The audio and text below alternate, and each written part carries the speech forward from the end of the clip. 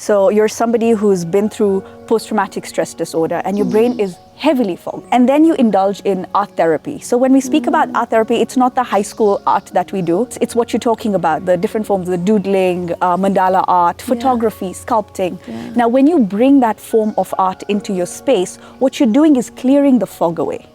So if you look at trauma as a sort of a fog on your brain, art therapy comes and activates those parts and acts like a stimulant. It acts like a stimulant. Eyes open, hearts ready. Welcome to Wellness Deconstructed. I am Zia Jaffer, and together we're stepping into the arena of authentic well-being. Myth-busting, truth-seeking, and definitely life-changing. Break free, live boldly. It's time for a conscious uprising.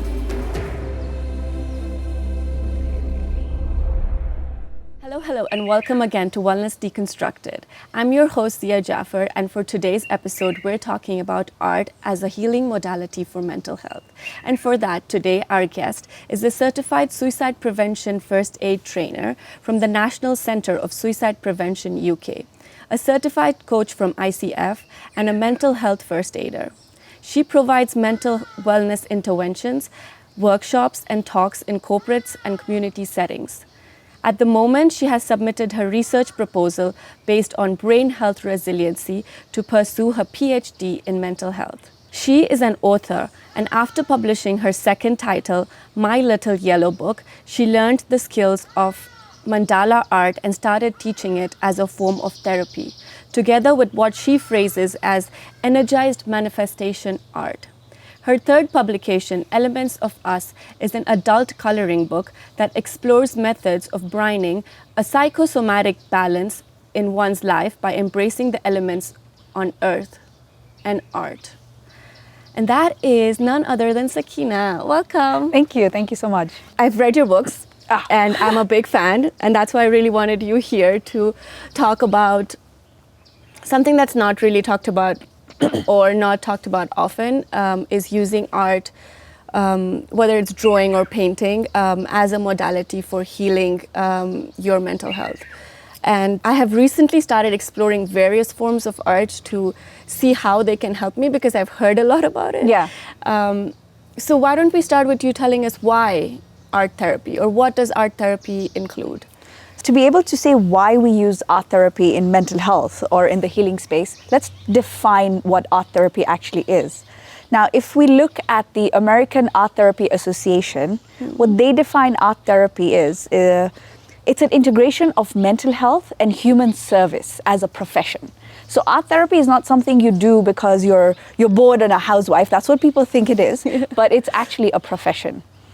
And art therapy is heavily used in the mental health field in this day and age to assist with trauma-based patients. Wow, that's interesting. So if you have PTSD, a lot of therapists would use art therapy in combination with other tools in the therapy room for you to be able to express. And that is because when you look at trauma, trauma affects certain parts of your brain. So that's the prefrontal cortex, the amygdala. Yeah. Now, when you indulge in art therapy, what art now does is it goes and it helps you emotionally regulate.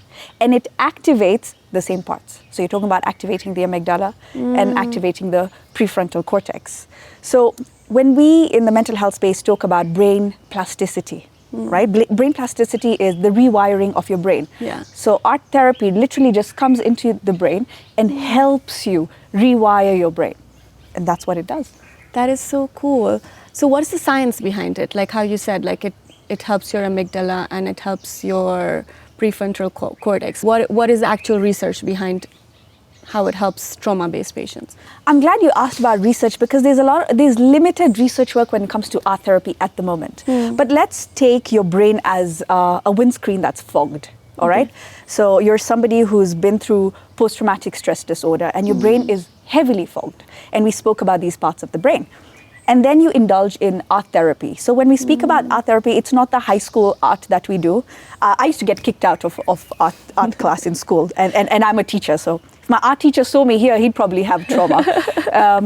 But it's not that kind of art. It's what you're talking about, the different forms, the doodling, mandala art, photography, sculpting. Yeah. Now, when you bring that form of art into your space, what you're doing is clearing the fog away. So if you look at trauma as a sort of a fog on your brain, art therapy comes and activates those parts and acts like a stimulant. It Or acts like like- a stimulant. Yeah. Yeah. And also helps release in some way, right? Yeah, or a Because- wiper, like Oh, yeah. on your That's windscreen. true. Now that we are drowning in floods, that would be a good example to give. Yeah. So that's what it does. But what we explained previously is in a very scientific terms. But basically, it's just clearing your brain fog. That's so cool. Because I know, like, when I do doodling, and I'm really bad at art too. Like in school, like I used to do like the most basic form of art, but I was like, I wanted to be an aspiring, or I was an aspiring artist, but really bad at it. Yeah. So even now, like I had a major block against doing any kind of art because Yeah. I'm like, I can't think of what to draw or Exactly. paint. But what I realized is now, I feel like I've also been using art to get in touch with my feminine side. Yes. And it's just about what comes to you, right? Like, and doodling is, I feel like doodling for me has been the best way to get into that flow. And that's what I have found that really helps me mentally is it helps me get into a flow, it's like stops me from overthinking. Like when I'm anxious, it just helps me focus. And it just gets me in a zone. Yeah. So what are, like, I know that you mentioned some of the different ways of doing art, but can you elaborate on that? Like, what are the different ways other than doodling? I've only explored doodling, but I'd really like to do like fluid art and Right. all these like different ones. So can you like maybe like give us a few examples on them? Sure. So let's start with doodling. So I think everybody has doodled, Yeah. whether you're bored in a meeting room or you're in school in a math class and you have no idea what the teacher says. You just take your pen and you start doodling. Yeah. And this shows you that when your mind just wants to go into a space of relaxation, you will turn to art, whether you're an artist or not. Yeah. And that's what so doodling true. actually does. Yeah. And it's just one smart person decided to take all his paper scribbled and then publish a book and say, hey, this is a form of art therapy. And you know what? It actually worked. Yeah. So that's how I think doodling is just a part of everyone. So when we talk about art as a form of therapy, it's not just using paints, but it's also using other forms. So photography brings a lot of focus inside. If you speak to people who just do basic photography of nature, you can't tell a lion, hey, just move this way because I want a certain angle. No, you have to wait, you have to focus. You can't think my phone is ringing or what is happening. So that brings you into the moment. So That's that brings an true. element of mindfulness. When you have things like fluid art, or you'll see art that's runny on the paper, if you're somebody who has ADHD, you just have fun watching it run through the paper because it's kind of a representation of you. And again, there's no research that really backs this up, but when you have art students and you talk to them about what's happening in their lives, you realize that these are the connections that they have to art. Probably the last form I'd talk about is mandala art. And it's so well known nowadays because again, mandala art brings you to the space now. It brings you to the present. When you indulge in mandala art, there is no way you can do it as a form of sip and paint, you know, because even if you have your snacks and your coffee and wines, you will totally ignore it because you have to be so focused on it. It's very geometrical. So I think that also brings you to a mindful space, and that's the kind of art that I indulge my students in, together with the manifestation art. Yeah, I love that because when we did the mandala workshop in Mombasa, it required so much focus and like it was intense because you had to literally like be patient with yourself and put one dot at a time. So it literally like forces you to slow down and come back into yourself and be like, why are you getting agitated? This is something you're enjoying doing. So just like go with the flow, right? Yeah. And it's similar to dot art, right? Like some people call it dot art, some people call it mandala art. But I also like the fact that it creates patterns. Yes. Yeah. Right? And that does something to the brain. Like when you see that pattern and even like spin it or like just move it, the movement of that pattern, like mandala like does something to your brain. It has an after effect. Yeah, you can like say some that. So kind of after effect. if Yeah. what happens is, it's said that it's good for you to have a mandala pattern either at your workspace or your house, anywhere where you think you feel more stressed out. Because when you're going to look at a mandala, when you're going to focus on it, automatically you want to start seeing if the patterns are symmetrical, you know, because it's just dots. And sometimes when you really focus on it, the dots start to move. And they say it's meditative art. Yeah. And mandala actually comes from a Sanskrit word, mandala, meaning the very beginning, the first dot. And when you're doing a mandala, that's why when I teach mandala, I teach it on a CD, because there's already that little dot right in the center. That's true. So that's the focus point. Yeah, and it's all mindfulness. That's amazing. And I know that you said you teach specifically energized manifestation art. Yes. So how is that different? In order for us to be able to understand how energy has come into the space of art for me, let's look at what Dr. Joe Dispenza has to say. So Dr. Joe Dispenza is a great author, and he expresses himself so profoundly that if you read his books, first you can't read more than 4 pages. Yeah, they're so intense. Yeah. And he talks about vibration, and he talks about energy. Yeah. And he says that emotion is energy in motion. And nobody for me has defined emotion in like short, sweet, simple, but so apt. Yeah.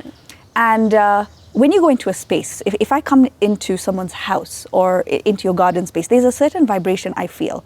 So when I came for the launch, it was like happening, and it was, you know, it was hyped. And today I came and there was a lot of happiness, a lot of people joking around. So that's a different vibration. How do we bring that vibration into our space? And that's what I wanted to explore. So apart from telling you this is mindfulness, how are we going to make a piece that's going to maintain a certain vibration? So still, Dr. Joe Dispenza, what he says is there's a hierarchy of vibrations. And the very first vibration, and a very low vibration, is that of lust. And then you have things like victimization, shame, and then you go to anger, and then you go to will, power, then comes gratitude.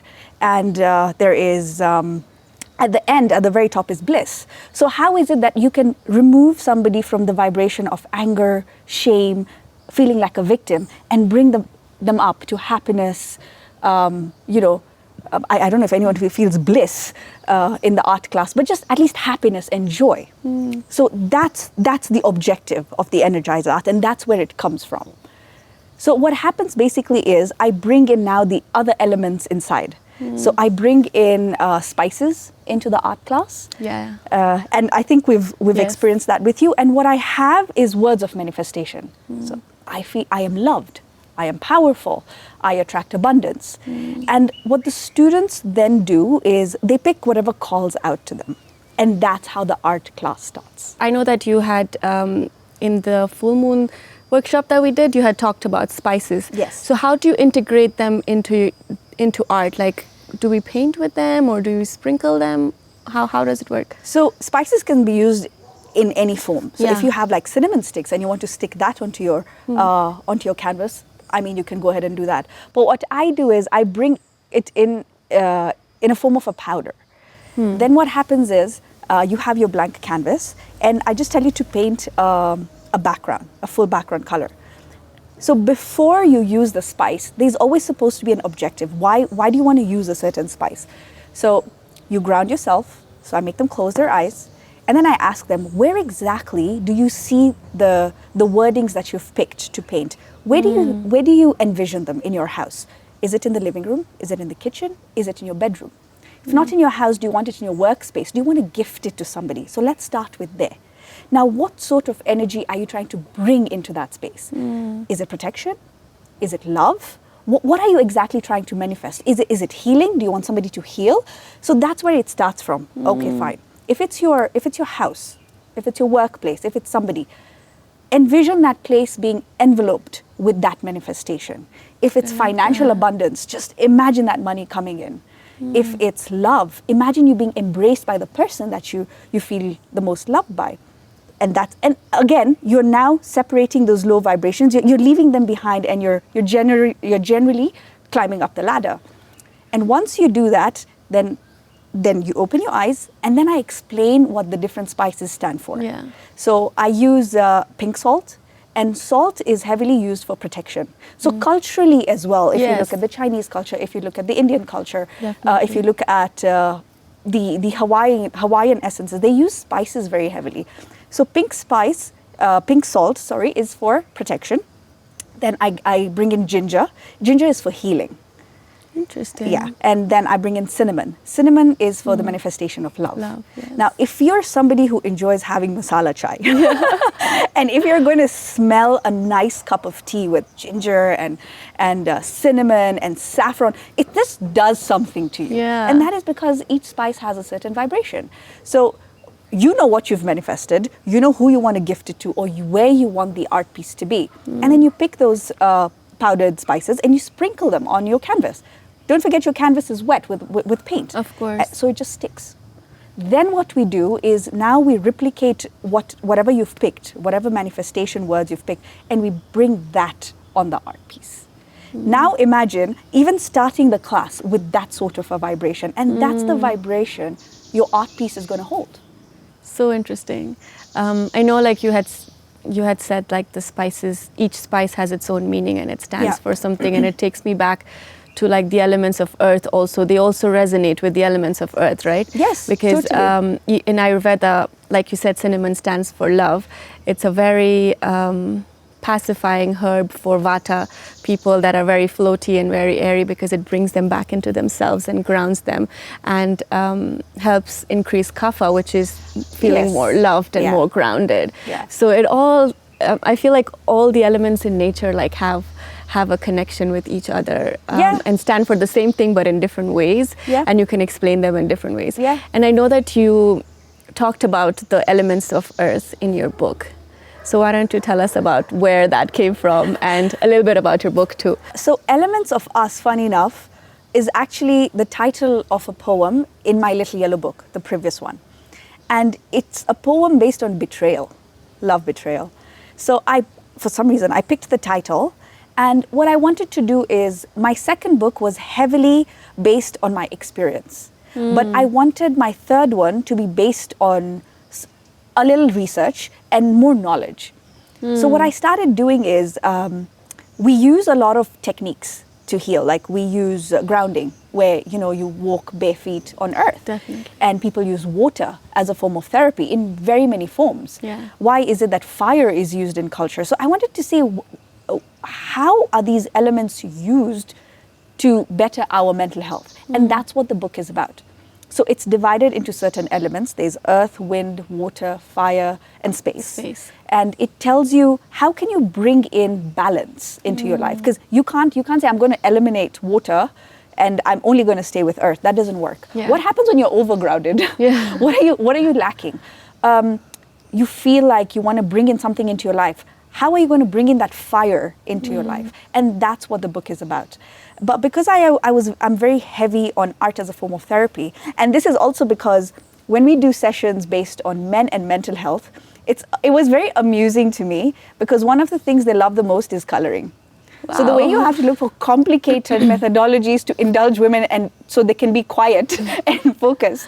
For men, you just give them coloring papers and crayons. And you put on some music and they're all quiet, and that is their favorite activity. So I wanted to see how is it that I can attract a readership of these people who like to doodle in private, right? Because I asked them, why don't you have this in your workspace then? And it's very funny for them. And also, but you also have these women who want to know more. Like, yes, I'm indulging in art, but how now can I use earth, wind, water, fire in that space? So that's what the book does. So you combined both the understanding of the elements and the grounding with the coloring. Yes, and it actually tells you what your zodiac sign is for different elements, what kind of foods you have to include, what kind of therapies you can do. So, and I also include numbers of different therapists who carry out those kind of therapies. That's just cool. Because I don't want you to come back to me and ask me. I might have 100 readers. I hope I have 100 readers. But they can just contact the therapist directly. Yeah, that's so cool. And in Ayurveda, I learned that we have all the elements within us. Yeah.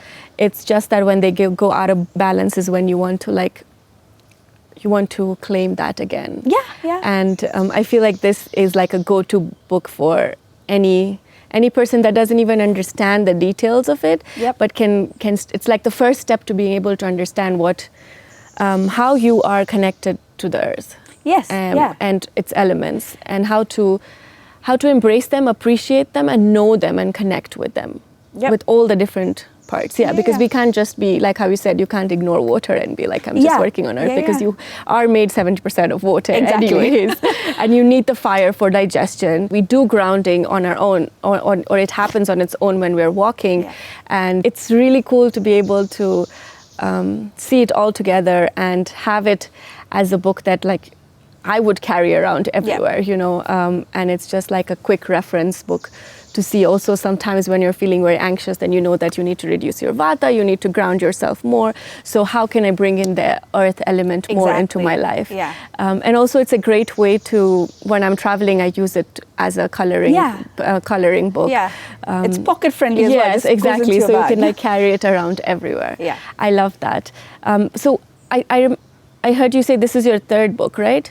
Yes, this is So my what was third your book. first one? I know So- about those two. So I don't really talk about my first. I Yeah. was such an amateur. I was 19 years old when I published it.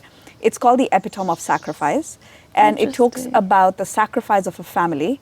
I mean, culturally, we believe there was a certain a Masiha or Imam, whatever you would want to call it, by the name of Hussein, and how him and his family gave up their life. And that was a story of resilience. I did not know what resilience was, but I knew it meant something. And that's what I actually wrote about. And how is it that we can learn from this family? So that was my first book.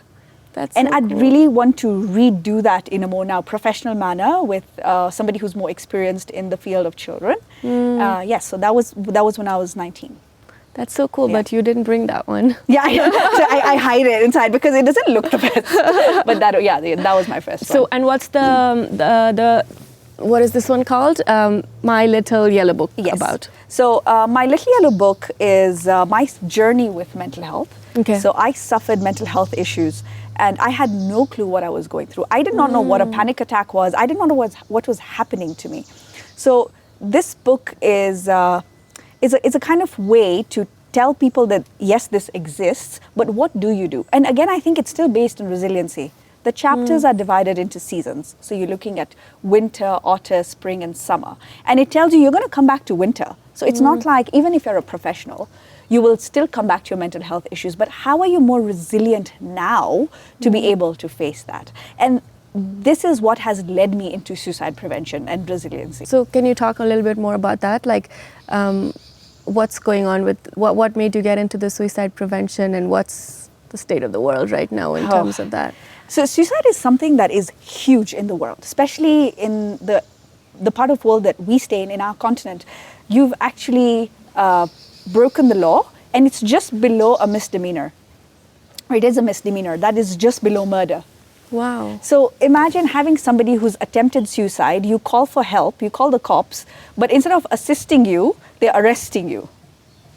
So here we are trying to decriminalize suicide. And to be very honest, ministries are working very hard to decriminalize it. It's just that unfortunately, yet again, we're very back when it comes to research. And you cannot influence policy if you don't have enough research. And that is why I'm very enthusiastic to go into research work, because we need that data to be able to then change policy. So how are we looking at a better future for our kids when it comes to suicide prevention? Also, the way suicide is handled by therapists here, and not all there. We have fabulous therapists in Nairobi. We are very lucky. But also by people who speak about it in the media or on podcasts. Sometimes it gets very tricky when you use somebody with lived experience. Because you don't know who you're triggering. You don't know how they're getting re-traumatized. Re-traumatization is also a concept. So learning about suicide prevention formally has made me realize what is the best way to speak about it in communities where it's stigmatized. How do you speak about it in the media? What's exactly the right language to use?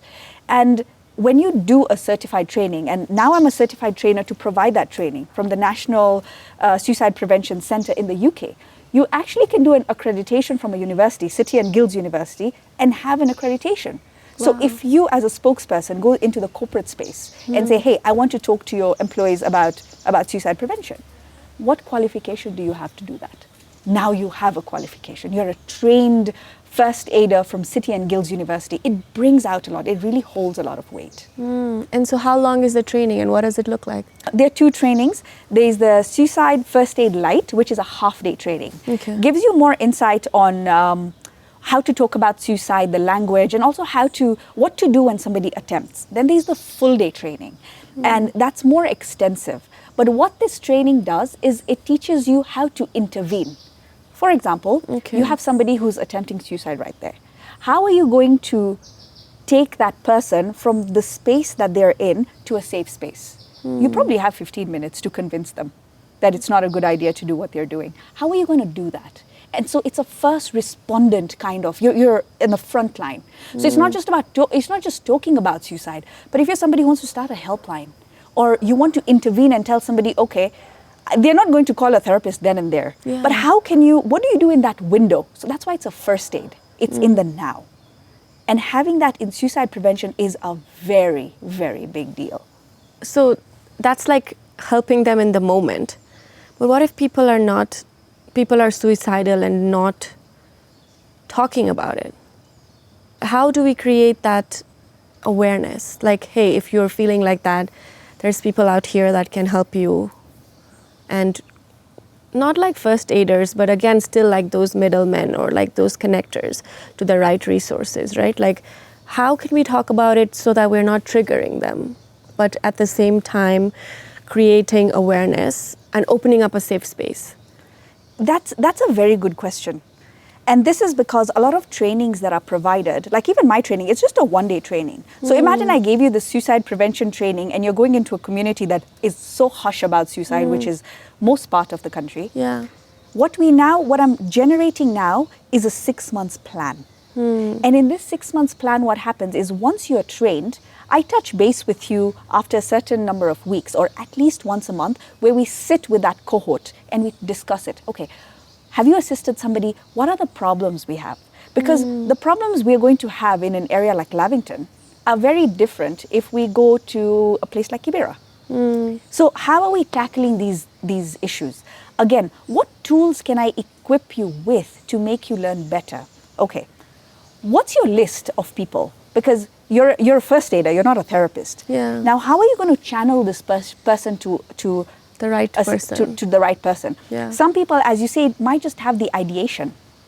So once they are at a safer space, they can indulge in an alternative therapy form, which will really assist them. So in these 6 months, I can't throw all the info at you or print it out on a paper that this is Zia's number, reach out. No. I want to be able to bring Zia and say, hey, this is what I do. And we need that 6 month period for them to be able to digest what they've learned and become better at learning about suicide. So that's the plan. It's not just a course that's being thrown at you. It's a 6 month plan that will equip you with who to go for what purpose. What's the difference between a psychiatrist, a counselor, and a therapist? People have no idea. Yeah. And that's what we want to educate them about. Yeah, that's really cool because when I did the mental health first aid course, we learned the differentiation between a psychologist, a psychiatrist, a counselor, a coach, and who to approach when, right? I think it's a really good tool to have in your pocket in case you come across people. Yep. But how do people, I feel like, look, I haven't come across anyone that is in the moment of committing a suicide, but I've heard. So if I'm not qualified yet, and if I see someone and I want to get Assist. them, or want to get them the right person, is there somewhere that we can find these first aiders that specialize in suicide prevention, or not yet? So I would say not yet, because according to the National Center of Suicide Prevention, I'm their first trainee, not just in Kenya, but in most parts of Africa. Oh, wow. And that is why I really want to run with this, because when I did mental health first aid training, I realized I'm one first aider.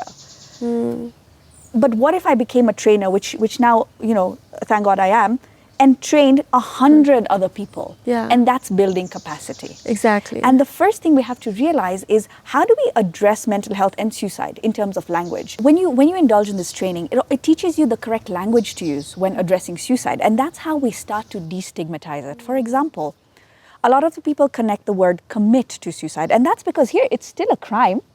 But how are we sensitizing that? if I've lost somebody via suicide and you tell me that he or she committed, automatically in my brain, it's a sin. It's wrong. They have committed a crime. And if we look at it with a religious perspective, in Islam, it's noted to be haram. Absolutely. In Christianity, if you have a family or somebody who has suicided, their body will not be allowed to get into church. How are we destigmatizing that? And the first thing to do is learn the correct language to use when referring to suicide. So we use words like suicided, they suicided. And that's how we are removing this criminal out of it. So the training is important because when it comes to suicide, there is no trial and error. Yeah. You have to get it right the first time, especially Yeah. when you're assisting somebody. Of course. So this language, this training, that's why it's very important, because apart from just assisting somebody, it teaches you how to vet out. I'm sure before you did your first aid training, you wouldn't know. If you entered a room, you think, everyone's just happy. But now, Yeah. even sitting at a coffee shop, you're like, this person's going through something. Yeah. And if you have the guts and time, you actually go and start up a conversation. Definitely. Imagine saving a life like that. Now that's the impact that takes place when it comes to suicide. Yeah, that's really good information. And you have a training coming up soon? Yes, I have a training on the 18th of May. Which is a Saturday. It's a half-day training, so it's the SFA Light. And it's 10,000 shillings. It's going to take place at IBIS. And what happens here is once you're trained, you get a certificate from the National Centre of Suicide Prevention. If you want an accreditation, you pay an extra £33, and you do that. So it's not like I'm a middleman and I'm taking a cut from it, but you pay straight to the institution, Okay. and you get a City and Guilds certification. When you do your full-day training, you will sit an examination from City and Guilds. Wow. And you pay for that examination because it's a uni. Yes. And that's the issue. In this part of the world, a lot of the certifications we get is just somebody signing somewhere. And you're like, so what is this? Can I go and ask for a raise at my workplace because I'm trained? No, you can't, because it's not accredited. Yeah. But this is accredited. Wherever you go in the world, you can say, hey, I have a City and Guilds certification. Nice. That is really cool. I mean, you can give us more information and I can share it with the thank audience you, when we have it here. So taking you back to art, To for art, mental yes. health. The first time I met you at Art Cafe, you were doing a coloring session or someone with an old person. Yes, I was. Oh my God, yes. Is the late Khalid, he passed away. So what I do, and this is totally voluntary, is that I do art with the aged.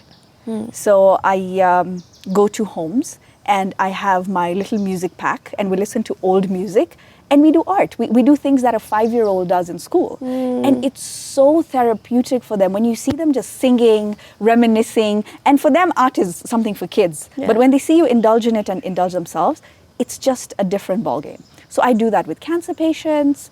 And it's just to change their mood. It's to bring happiness. And that's why I do it as a voluntary service. Has anyone given you like a feedback on how it has helped them or something that you can share with us?